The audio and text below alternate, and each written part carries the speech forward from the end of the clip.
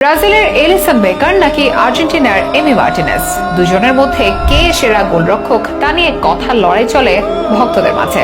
তবে সাম্প্রতিক ইতিহাস বলছে এলিসন বেকার যেন সত্যিই বেকার। জাতীয় দলের হয়ে কোনো টুর্নামেন্টে বিশেষ চমক দেখাতে পারেননি তিনি। অন্যদিকে আর্জেন্টাইন গোলরক্ষক এমি মার্টিনেজ মানেই চমক। দেশের জার্সি গায়ে জড়ালেই তিনি হয়ে ওঠেন ইস্পাত কঠিন মনোবলের অধিকারী। তার মাইন্ড গেমে পরাস্ত হয় সবাই। কোপা আমেরিকা থেকে বিশ্বকাপ সব জয়েরই নায়ক তিনি। ব্রাজিলের এলিসন এডারসনদের যখন কথা লড়াই তখন কাজে প্রমাণ দিতেই ভালোবাসেন এমি মার্টিনেজ।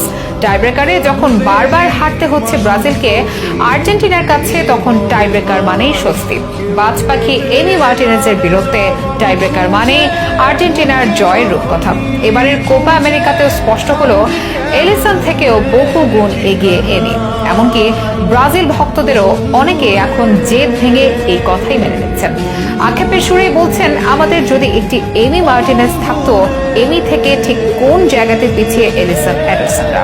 টাইব্রেকারে এমির একের পর এক বীরত্বের রহস্যই বাকি। জানাবো বিস্তারিত।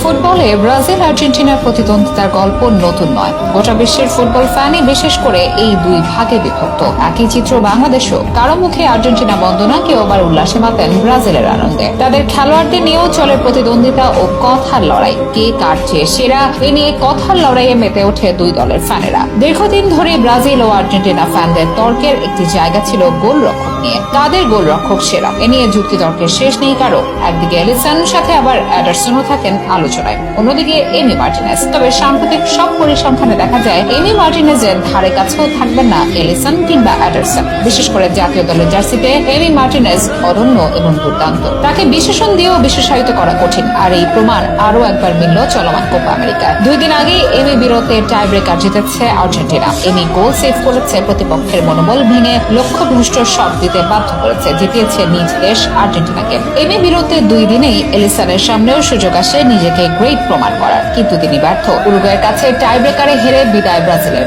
এই ম্যাচে এলিসন একটি পেনাল্টি সেভ দিয়েছে ঠিকই, কিন্তু ততক্ষণে খেলা ব্রাজিলের হাত থেকে বের হয়ে গেছে, যেখানে এমি সেভ দিয়েছিল প্রথম 2 শট। এখানেই এমি ও এলিসনের পার্থক্য। এলিসন বেকার কিংবা এডারসন প্রায় নানা কথার ফুলঝুরিতে দর্শকদের আশ্বাস দেন, বড়াই করেন নিচের উপর, কিন্তু মাঠের খেলায় কোথায় যেন মিলিয়ে যায় সেসব। আর এমি মার্টিনেজ মাঠের খেলায় বীরত্ব দেখান, পেনাল্টি সেভ দিয়ে নাচের বড়াই দেখান। কথায় নয়, তিনি কাজে প্রমাণ দিতে ভালোবাসেন। শুধু চলমান কোপাই তো নয়, 2021 কোপা আমেরিকা, 2022 বিশ্বকাপে এমির রূপকথা রচনা কেউই ভুলতে পারবেন না। অন্যদিকে গত বিশ্বকাপে টাইব্রেকারে ব্যর্থ এলিসন বেকার এবারের কোপাতেও ঠিক তাই। এমি মার্টিনেজকে বাজ পাখি বলায় অনেক ব্রাজিল ভক্ত ট্রলে মাতেন। আবার মনে মনে তারাই অনেকে ভাবেন, আমাদেরও যদি একটা এমি মার্টিনেজ থাকতো। কিন্তু কিভাবে টাইব্রেকার কিং হয়ে ওঠা এমির ঠিক কোন জায়গাতে এগিয়ে এলিসনদের থেকে? এই প্রশ্নের সোজা সাপটা উত্তর ইস্পাত কঠিন মনোবল আর দেশকে জেতানোর ক্ষুধা। যেখানে রীতিমতো ঘাবড়ে যায় এলিসনরা, চোখে মুখে দেখা যায় ভীতির ছাপ। সেখানে এমির রূপ সম্পূর্ণ আলাদা, চোখে মুখে